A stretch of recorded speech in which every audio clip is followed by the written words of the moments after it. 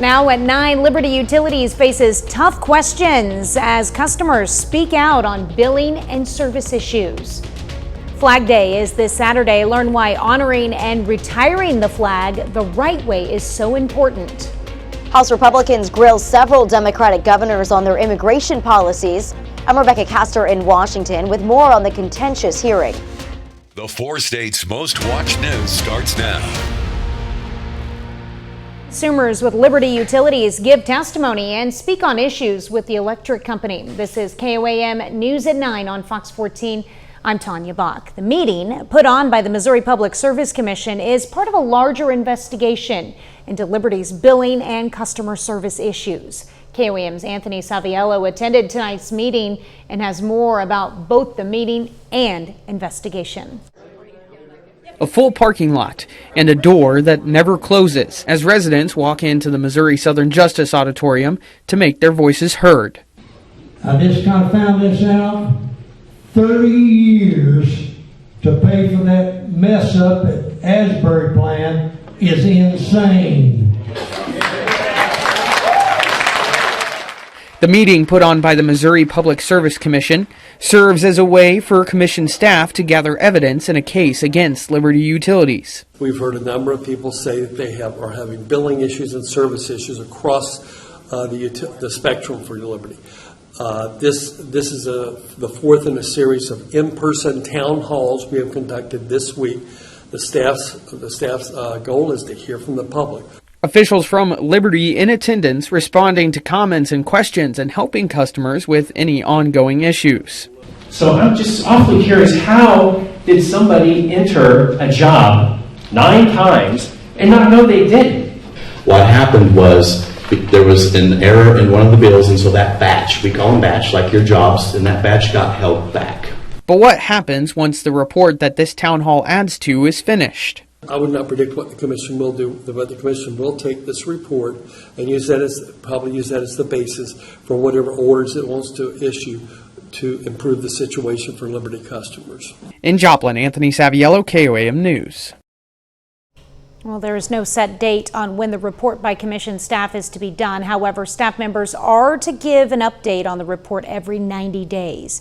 If you were unable to give input at this town hall, you can go to pcs.mo.gov to give your comments to be put on record. Former U.S. Representative Billy Long of Southwest Missouri will lead the Internal Revenue Service. The U.S. Senate today confirmed Long on a 53-44 vote, despite Democrats' concerns about the Republicans' past work for a firm that patched a fraud-ridden pandemic-era tax break. While in Congress, where he served from 2011 to 2023, Long sponsored legislation to get rid of the IRS. Now, Long does not have a background in tax administration. Before his election to Congress, Long was an auctioneer. Chief Meteorologist Doug Hetty joins us now with a first look at weather. Well, of course, we had scattered showers, even a few thunderstorms outside for us today. And this is going to continue tonight into the morning hours. Our rain chances decently high and then slowly starting to taper off as we get into the afternoon hours. Here's the reason why. Have this weak upper level wave, which is kind of pushing through. So it's pushing scattered showers and a few thunderstorms into the region. Not very strong, definitely not severe. And most of the rain has been kind of light to moderate, and that's kind of what we are seeing out there right now. This is going to continue, kind of picks up a little bit over the next couple hours, especially on the Missouri, also the Arkansas side, and just kind of rotating through. So here's 7:30 in the morning. Hit and miss showers through the morning hours, and then they taper off during the afternoon. Of course, we're going to look at your weekend here in just a bit. All right, thanks, Doug. Cox Health announces a plan to expand access to pediatric care in Southwest Missouri by partnering with the St. Louis Children's Hospital. The two will work together to bring more advanced care to children in Springfield and the surrounding region. A new pediatric hospital will be created to offer specialty care clinics, imaging, lab services, and more. The healthcare providers say they hope this will enhance local access to more highly specialized medical and surgical care. Roughly a third of our patients, our kids, today have to travel outside of this area to receive care. We know there's almost another 20% of kids that don't travel because they can't afford to. So we know that mass of that population now will have their home of care right here in the Ozarks. Construction for the new outpatient center is already underway at the Cox South Hospital. It's expected to be completed and open by 2027. Well, a lot of four-staters will display the stars and stripes for Flag Day this Saturday, but those flags can become faded and tattered with time. KOAM's Ty Parks talks with a local military veteran about the proper way to retire Old Glory with respect.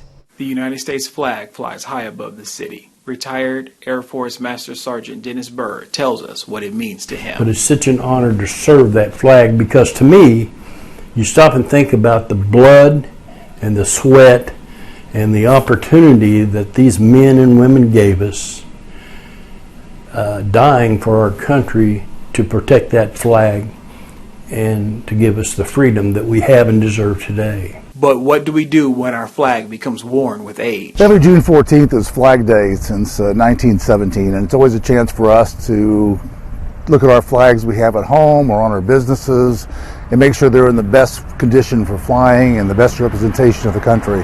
A flag that's tattered or worn or faded should be disposed of, and we dispose of them in a proper way, mostly through burning. And there's a ceremony that goes along with that. There's a proper way to fold the flag, burn the flag, say some words, and the respectful part of it is take the ash and actually bury the ash into the ground. I tell you what, one of the most moving things that I've ever done in my life is to attend the funeral of a veteran that has been killed in the military during the wartime. You see that flag draped coffin, and they bring it back, they fold it, they give it to the family. But it's an opportunity for me to reflect on what that flag means and what we as veterans gave up so that you, myself, and all Americans can have the freedom to do what we do today. And 13 stripes, 50 stars, one symbol of the Union. Ty Parks, KOAM News. If you have an old tattered flag in need of proper retirement, the next Great American Flag Swap is coming up July 2nd at Arvest Bank in Joplin. The event, hosted by KOAM, gives people the opportunity to exchange their old American flags for brand new ones. You can head over to KOAMnewsnow.com for more information. Well, coming up, a deadly crash investigation. Investigators from India and the U.S. are scrambling to find out why a Boeing 787 crashed on Thursday with more than 200 people on board. I'm Greg Pelcott in London. That's my story. Coming up. But up first, summer heat is rising. Learn expert tips to stay safe and active in the sun this season. A new way to measure a person's blood pressure could help the thousands of patients who can't have their pressure taken on their arm, and that's according to a study published in BMJ Open. Researchers looked at data from more than 33,000 people and developed an online calculator to better interpret blood pressure measurements from ankle readings. They say this could be a useful tool for people who are unable to have their pressure taken at the arm because of certain medical conditions. And new research in the journal Neurology finds stroke, dementia, and depression are more common in people with a specific biomarker of aging. The Harvard Medical School researchers say a healthy lifestyle may modify the effects. The association was not found in people who had healthy habits such as eating right and keeping cholesterol and blood pressure in check. Pittsburgh State University hosts a free nursing summer day camp today. Kids ages 7 through 11 participated in several stations where they learned CPR, anatomy, simulation, patient care, and more. The camp gave kids the chance to explore different fields of nursing and gain valuable skills. Just to get their interest in something they may not be aware of, or show them that there are all aspects of nursing that if they wanted to be a nurse, they could really do. Pediatrics, adults, I mean, just that there's so many different fields in nursing that they could be a part of. Pittsburgh State University is holding day camps on a variety of topics throughout the summer. You can learn more about what's offered at KOAMnewsnow.com. With the dog days of summer getting closer, you can help ward off heat-related complications by easing into outdoor activities. Fox News' Gary Baumgarten shows us how you can stay active safely this season. Sometimes the summer heat can be so intense it's hard to just sit outside, let alone do an entire workout. And this season, the National Oceanic and Atmospheric Administration predicts above average temperatures across much of the country. 1, 2, 3, 4. But staying active year-round is good for our health, and there are ways to help prevent heat-related illnesses or death. For starters, you should allow your body time to adjust. It has to be not just a day prior, but it has to be at least acclimation within a week. So that way you're able to prepare and to train, and also just progress slowly, whether it's cool temperatures at first at night and then working your way up. Once you've gotten used to the heat, you still need to be mindful about sun exposure.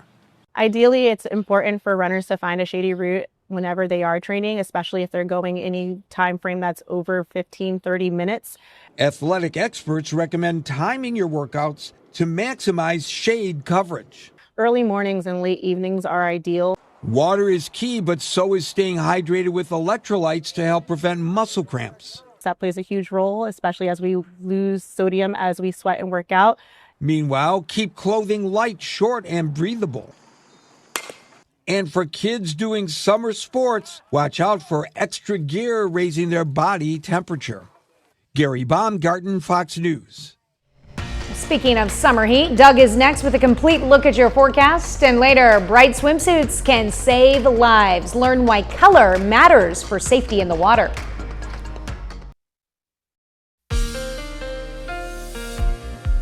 We had a lot of clouds for us today, scattered showers, even a few thunderstorms out there. A couple a little bit stronger that dropped some heavier amounts of rain. Definitely nothing too strong or severe across the region. And we're not going to see it with this storm system. Upper level wave, or low, is lifting off toward the north and to the east. So the heavier moisture is now kind of shifting Missouri and parts of Arkansas, and that's where it's going to stay over the next 24 hours. We are still seeing light showers, and these are going to tick up, so we'll have some bursts of moderate to heavy rain as we go through the overnight hours tonight. So rain picking up a little bit in Benton County, also a little farther north, eastern parts of Jasper County. And those rain chances go up a bit late tonight and then really trail off as we get into your Friday afternoon. Let's go ahead, walk through time, take a look at it as we go through the next couple days. So again, some light little showers through the overnight hours tonight into Friday morning. Here's about 5:30 in the morning. As we continue through the morning hours, light showers kind of pushing through mainly on the Missouri and also the Arkansas side, and then slowly rotating out as we get to tomorrow evening. High temps into the upper 70s. Tomorrow night, we drop back pretty much dry. We slide back into the upper 60s. A few storms out to the west won't make it in, so Saturday looks pretty good. We heat up into the mid 80s. We do need to watch Saturday evening, Saturday night for possibly a few thunderstorms late Saturday night that try to get into the region. A lot of questions on this, but of course we'll watch it closely, because if those can get in, those could be a little bit on the stronger side. All right, additional rainfall for us tonight and tomorrow. Heaviest on the Missouri side, Arkansas side. I would say most of us 1/4 inch, maybe some isolated, a little bit heavier amounts. Looking outside right now, a great shot of our Cornell Arts and Entertainment Complex tower cam. We are looking at downtown Joplin. Temperatures upper 60s to near 70 degrees. And the rain is due to upper level low. You can see the spin really right on top of us. This upper level wave will start to lift off toward the north and to the east as we go through the next couple days, kind of taking the rain out of it. However, high pressure back toward the west, so we still get these waves kind of rotating around that high pressure. It rotates clockwise, so we get a little bit of rain in here, at least those chances Saturday night into Sunday morning. Another system drifts in late Tuesday into Wednesday. Some thunderstorms. Once we get past that, big ridge of high pressure builds in. This means drier, and also the heat and the humidity will start to work in. All right, let's go upper 70s on your Friday, 87 on Saturday, 85 on Sunday. But look at the temperatures climbing as we go through next week. 90s popping up on the board for us next week. Woo, that's going to be hot. Yeah, well, it's summer. And with that comes the humidity. All right, thanks, Doug. Well, summer is in full swing, and while many have hit their local pools, there are still a few things to keep in mind if you haven't purchased your swimming attire for your family. Chris Bryant takes us to the pool for a lesson on how the color of your swimsuit can make you more visible when in the water. Whether you hit the pool or the lake, the color you wear makes a difference on how visible you are in the water. And I always try to put them in bright colors because just wherever they're at, you want them to be able to be spotted. So that's usually what we go for. Is we like bright colors. I like to be able just to see them whether they're in the water or not. When it comes to swimsuits, there's so many styles, colors, cuts, patterns, and when it comes to what somebody wears, it's as different as each other's personalities. The director of Parks and Recreation for the city of Ozark says lifeguards are trained to react to all situations, but says brighter colors always help when spotting trouble. Brighter colors always help because, again, you're dealing with light refracting in the water. However, for the lifeguards, they're trained to respond to any color suit.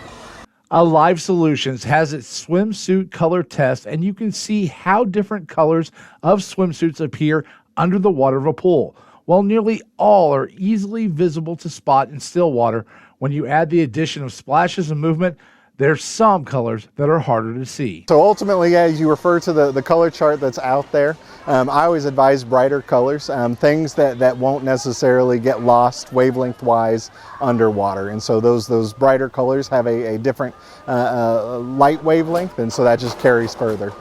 Your neon colors, you'll probably see a lot of neon colors at the pool today. Those carry just a little bit further as well. Well, for those who prefer swimming with the fishies, remember swimsuit colors that won't work in the pool may not be visible in the lake. Your best bet is to wear orange, yellow, or pink if you want to be seen. Well, coming up, AI romance. Is love in the air or just in the AI? I'm Eben Brown in Miami. I'll have that story straight ahead. The Royals play here. Well, a company that helps restaurants convert their drive-through ordering systems to AI is reporting an interesting phenomenon. People are flirting with the computers. Fox's Eben Brown has more in this edition of our Fox on Tech series. When it comes to artificial intelligence, how friendly is too friendly? That's the question engineers at High Auto are asking themselves right now. The company uses AI to take orders at drive-through restaurants. But as the technology developed, something interesting happened. Diners started flirting with the software. Humans are being humans. They like to have fun, they're very friendly, and they like the interaction, and sometimes it leads to very funny interactions. In one interaction, a customer asked the computer for its phone number, another asked if the AI was single, and one simply told the chatbot she wants a man. The company says it's happening throughout the U.S. with simple orders for burgers and fries turning into conversations that sound much like a first date. We have seen it all, from compliments to marriage proposals.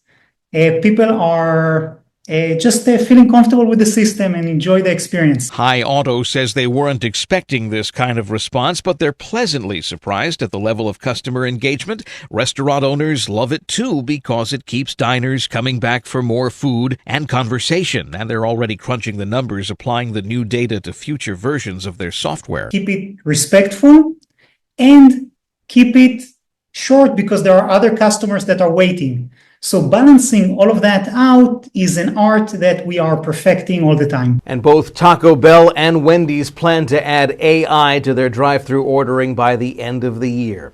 In Miami, Eben Brown, Fox News. Well, hooked on fun. Up next, Pittsburgh's local heroes are casting smiles and reels at Lakeside Park. We take you there. Johnny Carinos. Enjoy.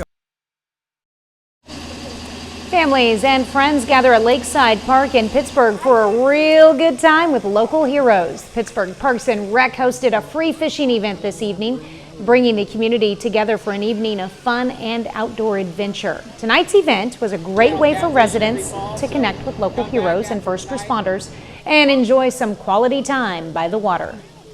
We've got Lakeside Park, University Pond, Lincoln Park. There's plenty of fishing opportunities close to home here in Pittsburgh, so trying to highlight that and get people connected with the community, but then also with our heroes of the community as well.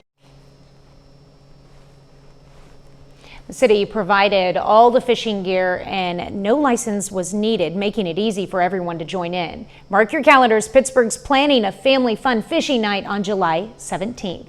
30 more minutes of news, weather, and sports is coming your way. Governors clash with Republicans in a fiery hearing over immigration policies and sanctuary states. And tragedy strikes as an Air India flight crashes shortly after takeoff. Over 200 feared dead. You're watching the 4 states' most watched news. This is KOAM News at 9 on Fox 14. I'm Tanya Bach. Several governors defend their immigration policies during a fiery congressional hearing this morning as Republicans accuse them of aiding migrant crime. Fox's Rebecca Castor has the highlights from Washington. With anti-ICE protests spreading nationwide, the Democratic governors of New York, Illinois, and Minnesota are going head-to-head with Republicans over their state's immigration policies. Let me be clear. Sanctuary policies do not protect Americans.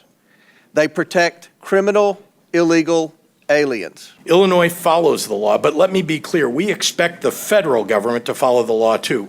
We will not participate in abuses of power. The contentious hearing comes as President Donald Trump and California Governor Gavin Newsom remain in a legal and political standoff over deploying the National Guard and Marines to calm immigration protests in Los Angeles. Newsom was not invited to Thursday's hearing, but Republicans did not hold back against these governors and potential 2028 presidential contenders. We deserve a governor who stands up for law-abiding New Yorkers, doesn't put illegals first, but actually puts New Yorkers first. I appreciate rather than going after the viral moment. I suggest you look at the facts. I'm standing up for New Yorkers. No. Rather than addressing the illegals in New York, you are prioritizing your far-left sanctuary state policies, which you put in place with executive orders. Democrats used the hearing as an opportunity to blast the Trump administration. Trump isn't focused on getting violent criminals off our streets. He's terrorizing our communities to fulfill deportation quotas. Illegal immigration has slowed significantly under President Trump. The White House says daily border encounters are down by 93%. In Washington, Rebecca Castor, Fox News. Iran threatens to escalate its nuclear program just days before scheduled talks with the United States. United Nations watchdog condemned Iran for violating its non-proliferation obligations, citing undeclared nuclear material and uranium stockpiles. In response, Iran announced plans to open a new uranium enrichment facility. Iranian officials say any deal must recognize their right to enrich uranium on their soil. Meanwhile, President Trump says he hopes for a deal, but insists Iran cannot have a nuclear weapon. An Air India flight crashes seconds after takeoff, killing more than 200 passengers and crew. As the investigation ramps up, both the NTSB and the FAA are offering assistance, and officials in India are scrambling to figure out why the crash happened. Fox News senior foreign affairs correspondent Greg Palcott has the latest. That was a horrible crash. Nobody has any idea what it might be. We're learning more about one of the deadliest air tragedies in modern history. More than 200 passengers and crew are believed to have been killed in a crash of an Air India flight from Ahmedabad to London. The plane, a Boeing 787, went down just a few seconds after takeoff, crashing in a residential area, injuring more than 100 people on the ground. It's not clear what caused the crash, and the investigation is ramping up. We are going to do a fair and thorough investigation. We are not going to spare anyone. We are not going to leave any stone unturned. The plane lost contact just as it was taking off, hit about 600 feet, then did a nosedive. Aviation experts are now looking at several possible causes, including the plane's flaps being moved to an unusual angle and the fact that the landing gear wasn't retracted. The fact that it was still down suggests that the crew may have had their hands full with some sort of a problem that impacted their ability to fly that airplane moments after takeoff. The crash comes as Boeing is struggling to rebuild its reputation after several air tragedies last year, but most experts say the plane isn't likely to blame. The 787 Dreamliner has been in service for more than a decade. It's flown by dozens of airlines, and this is the first time it's ever crashed. We're going to know sooner rather than later.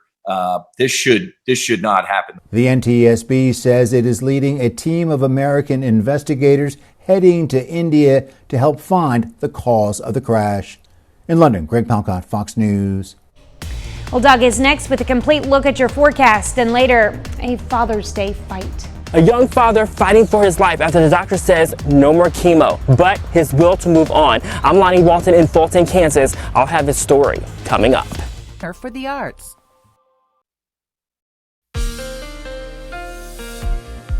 Well, we've had some showers, even a few thunderstorms across the region for us today. Kind of a gloomy day, kept our temps down just a bit. We still have some showers pushing in. You can see this kind of counterclockwise rotation kind of pulling in these showers, and a few thunder showers. Not a big deal by any means, but we are going to see this as we go through the overnight hours tonight, and then again as we go into tomorrow as well. Let's go ahead, zoom in so you can see the light showers. So these are mainly on the Missouri side, just kind of lifting off toward the north right across Benton County all the way into southwestern parts of Missouri. Again, it's not very strong, some showers picking up in Benton County, and this is what we're going to see as we go through the overnight hours for us tonight. Just these kind of light scattered showers, but ticking up a bit, especially after midnight across the region, trailing off once we get into the daytime, well, the afternoon hours on Friday. All right, let's go through time. Here's midnight. Showers, few thunderstorms picking up along and south of I-44. Kind of rotating in. So where we do have those heavier showers, we are going to get some decent amounts of rain. You may get a quick tenth, maybe a quick 2/10 of an inch. Light showers rotating through during the morning hours. Here's 10 a.m. mainly Missouri into Arkansas, and then slowly working out of here once we get to Friday afternoon. Now with the clouds, keeps our temps down a little bit, so we're looking at upper 70s to near 80 for afternoon highs. Clearing out Friday night looks pretty good. A drop back into the upper 60s, watching some storms to the west. They should die. Saturday looks fine. Mid-80s for highs, but we do have to watch for some thunderstorms trying to get going, trying to push in after midnight, Saturday night into Sunday morning. And if these guys can develop, they could be a little bit stronger, possibly low-grade severe. So we'll watch that over the next couple days. All right, additional rainfall, and again, mainly tonight through tomorrow morning. Most of us maybe a quarter of an inch. Much lesser amounts on the Kansas and the Oklahoma side. Looks good. Nice shot. Cornell Arts and Entertainment Complex. Tower cam looking downtown Joplin. 71 in Stockton, 70 in Anderson, Miami, 68 in Pittsburgh.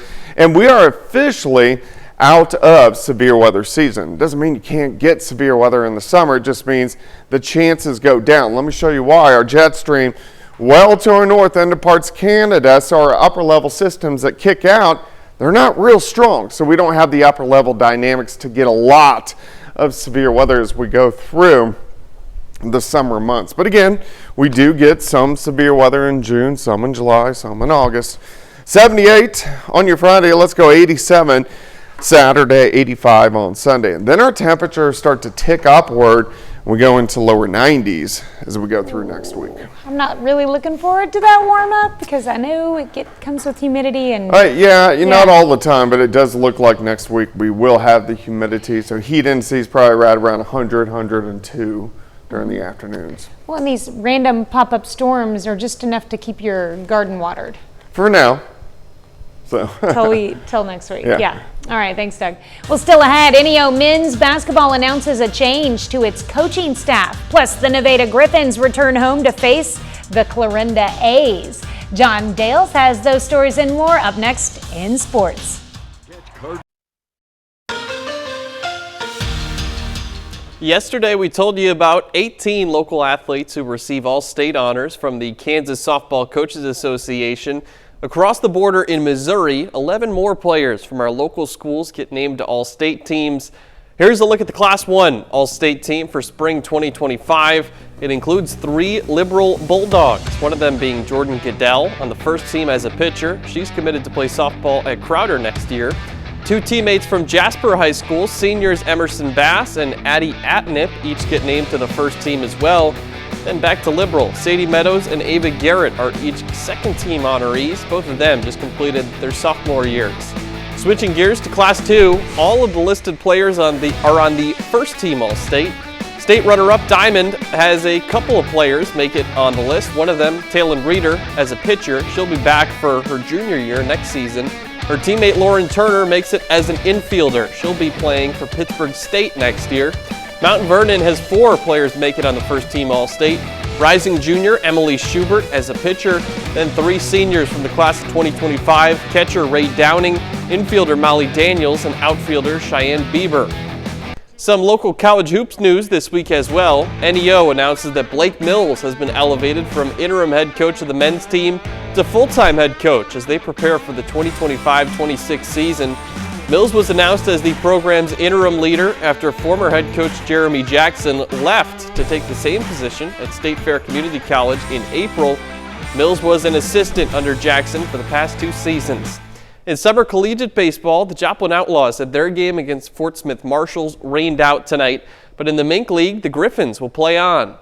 Griffins look for their second straight win over the Clarinda A's. Top of the first inning, A's have a runner on third, and Drake Cobb slaps this ball into right field for a single. That brings Clarinda its first run of the night, but Ryan Welch, the starting pitcher for Nevada, he gets this batter to look at a called strike 3, and the Griffins, they get out of the inning with no further damage. Bottom of the frame now, Nevada gets its leadoff runner aboard, but Jacob Skyborg grounds this to second, and the A's turn a 4-6-3 double play. Now we go to the second. Hayden Harris on the mound for the Griffins, and this ball gets away. It allows the runner from third to come in and score. That makes it 2-0, but not for long. Brady Dobson launches this one to deep right field. That is way out of here. Gone, and Clarinda takes a 3-0 lead. The A's take down Nevada tonight. Final score 5-0. Moving over to Major League Baseball, the Royals and Cardinals have each fallen into a bit of a rut. The two of them have combined to lose 8 out of their last 10 games. They hope for a change of pace tonight. Fresh off getting swept at home by the Blue Jays, Cardinals have taken on Milwaukee, the Brewers, and they lose again tonight. Final score 6-0. Crowder alum Jacob Mizorowski shines in his MLB debut. He gets the win on the mound for the Brewers after throwing 5 innings without allowing a hit. Over in Kansas City, things don't go any better for the Royals. They get shut out tonight 1-0 by the Yankees, and they get swept not only in this 3-game set, but for the entire season series between these two teams. The Yankees win all 6 games. That's it for sports. We're back right after this. A young father from Fulton, Kansas is in the fight of his life. 41-year-old Joe Erie, a husband and father of 2, is battling a rare and aggressive form of testicular cancer. As KOAM's Lonnie Walton reports, the family is reaching out for support this Father's Day weekend. My New Year's resolution is to beat cancer. This is Joe Ernie. We met at North Park Mall in Joplin in December. I asked him what his New Year's resolution was. Keep getting better, but it keeps coming back. And he's right about that. Between the last time we met and now, things are a lot different, according to his wife, Miranda. He became completely paralyzed from the belly button down. And it doesn't stop there. Joe and his family are praying for a recovery, but it seems life may have different plans. Cancer has spread throughout his bones, brain, and all organs. And it gets even worse than that. Next step, our oncologist has told us that there's no other treatment that can be done with Joe, and that he just needs to enjoy the rest of his life with his family. And their son, who we didn't interview on camera, is also facing a costly blood disease. However, the family still has several happy moments. Doug Hetty, day in and day out. Yes. He's a household name around here. He could go tonight and he'd be happy, you know, because he knows where he's going. So. And there are ways to help, like this Saturday. Downtown Fort Scott at the Farmers Market. This is going to be June 14th from 8 a.m. to noon. From 8 to 10, we're going to be serving homemade biscuit and gravy. And his family says they will continue to fight to the end. Reporting in Fulton, I'm Lonnie Walton, KOAM News. And there's also a GoFundMe page to help the family. You can find a link for it on our website at KOAMnewsnow.com. Well, the epic Viking and Dragon adventure returns to theaters this weekend. Find out what else is new in theaters and streaming up next. Celine Song's Materialist and the live-action How to Train Your Dragon remake lead this week's new releases. Here's Fox's Ashley Dvorkin with a look at what's new in theaters and streaming. You deliver. You're the matchmaker. Dakota Johnson, Chris Evans, and Pedro Pascal bring a movie for the romantics to the big screen with Materialists. Written and directed by Celine Song, the story follows a New York City matchmaker torn between the perfect match and her imperfect ex. The live-action remake of How to Train Your Dragon flies into theaters. Its tale follows a Viking boy who befriends a dragon, together taking on an ancient threat and becoming the key to forging a new future. Where you headed? Trinity. Pierce Brosnan, Samuel L. Jackson, and Brandon Lassard lead the unholy trinity. Set in 1870s Montana, the Western is about a man who tasks his estranged son with murdering the guy who framed him. Now listen to me. I'm not here to hurt you. In theaters, on demand, and digital is Diablo. The action flick stars Scott Adkins as an ex-con who kidnaps the daughter of a Colombian gangster to fulfill a promise to the girl's mother, making them targets of the criminal underworld and a vengeful killer. Are you bleeding? Okay, calm down. On Apple TV Plus is Echo Valley with Julianne Moore and Sydney Sweeney. The thriller centers around a mother whose troubled daughter shows up at her door covered in someone else's blood, putting them in a dangerous situation as they try to hide a dark secret. I took care of it. In Hollywood, Ashley Dvorkin, Fox News. And that's our time for tonight. Thank you for joining us. We're going to leave you with video of marine mammals in Tacoma, Washington, celebrating the 50th birthday of the oldest known Pacific harbor seal.